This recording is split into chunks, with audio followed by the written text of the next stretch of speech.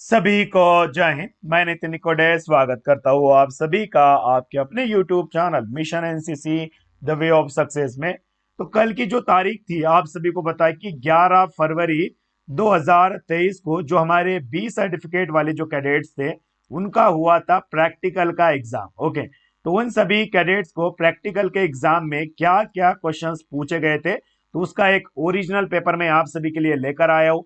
Practical paper 2 weapon training. आज की इस वीडियो में जो वेपन ट्रेनिंग के ऊपर जितने भी इंपॉर्टेंट क्वेश्चन पूछे गए थे वो सारे क्वेश्चन मैं आपको बता रहा हूँ। ओके, जो लगभग जो है वो इस टॉपिक से 25 नंबर के लिए वेपन ट्रेनिंग से आपसे क्वेश्चंस पूछे गए थे। ठीक है, तो अभी बहुत सारे हमारे कैडेट्स है जो कि जिनका पेपर 26 फरवरी को प्रैक्टिकल का एग्जाम होने वाला है और बहुत सारे ऐसे हैं जिनका जो है वो 18 फरवरी को प्रैक्टिकल का एग्जाम होने वाला है। चाहे वो बी का हो चाहे वो सी का हो, तो आपके भी एग्जाम में सेम यही क्वेश्चन आपको प्रैक्टिकल के समय में क्वेश्चंस पूछे जाते। तो इन सभी क्वेश्चन को रट लेना और इसका स्क्रीनशॉट निकाल लेना। ओके, वीडियो के लास्ट में मैं आपको बता दूंगा कि आप ये पीडीएफ आपको कहां से मिलेगा, ये भी मैं बता दूंगा। वीडियो लास्ट तक जरूर देखना। तो पहला क्वेश्चन आप सभी से पूछा गया था कि जो पॉइंट टू राइफल है वो किस देश की बनी हुई है, या पॉइंट टू राइफल को किस देश ने बनाया है। तो आपको पता है कि युगोस्लाविया ने जो है वो पॉइंट टू राइफल को बनाया हो। ओके, नेक्स्ट अगला क्वेश्चन पूछा था कि पॉइंट टू राइफल में लकड़ी कितना प्रतिशत होती है और कितना प्रतिशत लोहा होता है। ठीक है, तो जब भी पॉइंट टू राइफल को बनाया जाता है तो उसमें जो है वो लगभग 75% जो है वो लकड़ी होती है, 75% लकड़ी होती है। उसके बाद में जो 25% है वो लोहा उसमें यूज किया जाता है पॉइंट टू राइफल को बनाने में। ओके, तो पॉइंट टू राइफल की जो लंबाई है वो कितनी होती है। तो पॉइंट टू राइफल की जो लंबाई है वो 43 इंच होती है। अगर ये इंचेस में हो गया, अगर सेंटीमीटर में बात करेंगे तो 110 सेंटीमीटर उसकी लंबाई होती है, इंचेस में 43 इंच होगा। Okay, next point two rifle के बैरल में कितने खांचे होते हैं। तो ये one of the most important question हर बार आपसे पूछा जाता है। तो पॉइंट टू राइफल के बैरल में जो है वो 6 खांचे होते हैं, 6 खांचे होते हैं। ओके, नेक्स्ट क्वेश्चन नंबर 5 पूछा है कि पॉइंट टू राइफल का वजन कितना होता है, वेट कितना होता है पॉइंट टू राइफल का। तो पॉइंट टू राइफल का जो वेट है वो लगभग 6.2 ऑunce का इसका वेट होता है, याद रखेंगे सारे कैडेट्स। उसके बाद पॉइंट टू राइफल की जो कारगर रेंज है, ठीक है, जो इफेक्टिव रेंज है, जो हर बार आपसे क्वेश्चन पूछा जाता है वो है इफेक्टिव रेंज, इसकी कारगर रेंज है 25 गज। ओके, अगर मीटर में पूछा जाएगा तो 23 मीटर लिख देना, अगर गज में पूछा जाएगा तो 25 गज लिख देना। ओके, नेक्स्ट अब अगला क्वेश्चन है पॉइंट टू राइफल की जो मजल वेलोसिटी है वो कितना होती है। तो यहाँ पर उन्होंने 1030 फीट प्रति सेकंड बोला है, बट इसका एक्चुअल में जो आंसर है वो 2700 फीट प्रति सेकंड होना चाहिए ये मेरे हिसाब से। बट पता नहीं उन्होंने 1030 फीट यहाँ पे कैसे लिखा। अगर इन्होंने पुरानी वाली हैंडबुक से ये पेपर निकाला है तो इसलिए शायद हो सकता है कि 1030 फीट उन्होंने लिखा है।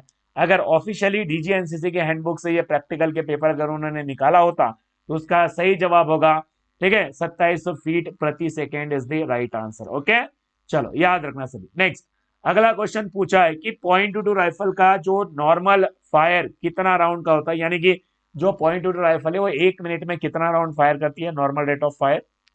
तो आपको पता है कि 5 राउंड प्रति मिनट। ओके, 5 राउंड प्रति मिनट जो है वो पॉइंट टू राइफल के द्वारा फायर किया जाता है। नेक्स्ट अगला क्वेश्चन पूछा है कि पॉइंट टू राइफल से तेज फायर, ओके, तेज फायर कितना राउंड किया जाता है। नॉर्मल फायर तो आपको पता है 5 राउंड है, तेज फायर जो है वो लगभग 1 मिनट में जो है वो 10 से 15 राउंड यानी कि 10 से 15 गोलियां आप आसानी से फायर कर सकते हो, ये आपको याद रखना है। नेक्स्ट अगला क्वेश्चन पूछा है कि पॉइंट टू राइफल की जो अधिकतम रेंज है, जो मैक्सिमम रेंज है, पॉइंट टू राइफल की जो मैक्सिमम रेंज है, ठीक है, वो कितना है अधिकतम रेंज। तो 1700 गज आप सभी को याद रखना है, 1700 गज जो है वो इसकी मैक्सिमम रेंज है पॉइंट टू राइफल की। ओके, नेक्स्ट अगला है क्वेश्चन नंबर 11, ग्रुपिंग फायर के लिए टारगेट इस्तेमाल किया जाता है। तो ग्रुपिंग फायर के लिए जो टारगेट इस्तेमाल किया जाता है उसका जो साइज होता है, ठीक है, उसका जो आकार होता है वो 1/1 का होता है, इस बात को याद रखना। ठीक है, तो ग्रुपिंग टारगेट के लिए या ग्रुपिंग फायर के लिए जो टारगेट यूज किया जाता है उसका साइज होता है बच्चों 1/1 इंच का। ठीक है, याद रखना, इंच का नहीं भैया, 1/1 का। ओके, चलो वेरी गुड। नेक्स्ट अगला क्वेश्चन है वो है क्वेश्चन नंबर 12, आप सभी से पूछा था कि फायरिंग की पोजीशन कितने प्रकार की होती है। तो बहुत बेसिक सवाल है ये, फायरिंग की पोजीशन 4 प्रकार की होती है। उसके बाद में क्वेश्चन नंबर 13 है सही निशाना के कितने नियम होते हैं। बच्चों सही निशाना लगाने के कितने नियम होते हैं, कितने प्रिंसिपल होते हैं, तो आपको पता है कि सही निशाना लगाने के तीन प्रिंसिपल्स होते हैं, जिसे आप हैट के नाम से जानते हो, यानी कि होल्ड करना राइफल को अच्छी तरीके से, उसके बाद में एम लगाना, निशाना बांधना और सही तरीके से ट्रिगर दबाना। ठीक है, तो ये तीन जो है वो निशाना लगाने के सिद्धांत होते हैं। नेक्स्ट, अगला उन्होंने क्वेश्चन पूछा था कि .22 राइफल के 5 हिस्से पुर्जों के नाम आपको बताना है।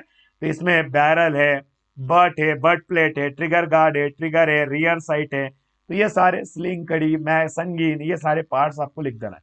नेक्स्ट, उन्होंने अगला क्वेश्चन पूछा था कि एमपीआई का पूरा नाम क्या होता है, एमपीआई का फुल फॉर्म क्या होता है। तो बच्चों, एमपीआई का जो फुल फॉर्म होता है वो मीन पॉइंट ऑफ इम्पैक्ट होता है। कहीं ना कहीं इन्होंने यहाँ पर गलत कर दिया है, मीन पॉइंट ऑफ इम्पैक्ट, यहाँ पर उन्होंने मेन कर दिया है, बट ये नहीं होगा, mean point of impact is the right answer. Okay, तो इस तरीके से आप सभी को याद रखना है। तो ये है बेसिक 15 क्वेश्चन जो आप सभी से पूछे गए थे। अब आप में से बहुत सारे बच्चों के दिमाग में ये डाउट है कि सर हमारे जब हमारा बी का प्रैक्टिकल का एग्जाम होगा तो हमारे सामने कौन कौन सी हथियारें होगी। तो आपके सामने बच्चों एक तो आपका .22 राइफल हो गया, ठीक है, .22 इंच वाली राइफल है, ठीक है, या तो डिलक्स होगी या तो सपोर्टिंग वाली होगी, ये होगा।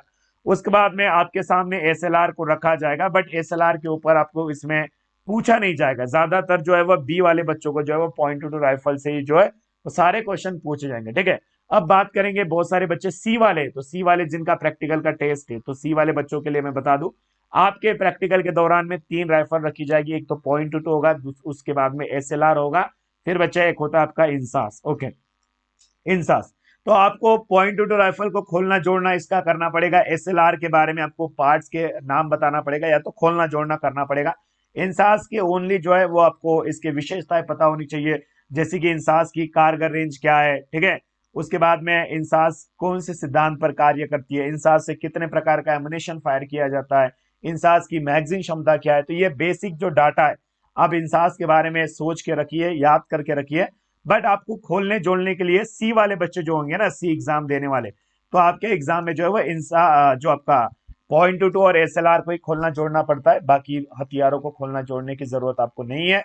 तो ये बात याद रखना। और जो बी वाले बच्चे आपको बस .22 को खोलना जोड़ना पड़ता है, आप एसएलआर के बारे में थोड़ा बहुत इंफॉर्मेशन याद करके जरूर जाना। ओके, अब बात करेंगे आप में से जिनको भी ये पीडीएफ डाउनलोड करना है, तो वीडियो के सबसे नीचे जो डिस्क्रिप्शन बॉक्स है वहां पे ये एक लिंक दिया हुआ है, वेपन ट्रेनिंग पीडीएफ। ठीक है, वेपन ट्रेनिंग पीडीएफ डाउनलोड बोल के एक ऑप्शन दिया है, तो वहां से जो है आप सभी बच्चे इस पीडीएफ को डाउनलोड कर सकते हो। ठीक है, और आप में से जिसको भी जिसकी पढ़ाई बिल्कुल भी नहीं हुई है, जिनको आने वाले एग्जाम में ए ग्रेड लेना है, वो मुझे 7385281023 इस नंबर पे कॉल कर सकता है। जिसको भी पीडीएफ लेना है पेड वाले, यानी कि अगर आप अल्फा लेना चाहते हो तो इसके लिए पेड पीडीएफ अवेलेबल है, जिसको नहीं पता है वो बच्चे याद रखना। आप इस नंबर पे अगर कॉल करोगे, व्हाट्सएप पर मुझे बात करोगे मुझसे, तो डेफिनेटली मैं आपको वो पेड पीडीएफ जो है वो दे दूंगा, यानी कि बट उसके लिए पेमेंट आपको करना पड़ेगा। उसके बाद मैं ग्रुप में भी आपको ऐड कर दूंगा। ठीक है, बाकी सारी चीजें आप कोई भी डाउट हो तो आप कमेंट बॉक्स में पूछ लेना। ओके, या तो मुझे आप इस नंबर पे कॉल कर सकते हो। तो जिनके पास अभी तक मिशन एनसी का एप्लीकेशन नहीं है, तो गूगल प्ले स्टोर से मिशन एनसीसी एप्लीकेशन आप इंस्टॉल कर लेना। ठीक है, ये मिशन एनसी का ऐप है, गूगल प्ले स्टोर पे मिल जाएगा, वहां से इंस्टॉल करके तैयारी शुरू कर दो, उसमें भी सारी चीजें फ्री है। तो चलिए बिल्कुल मिलते हैं अपनी नेक्स्ट वाली वीडियो में, तब तक के लिए अपना ध्यान रखना। जय हिंद एंड वंदे मातरम। Bye everyone.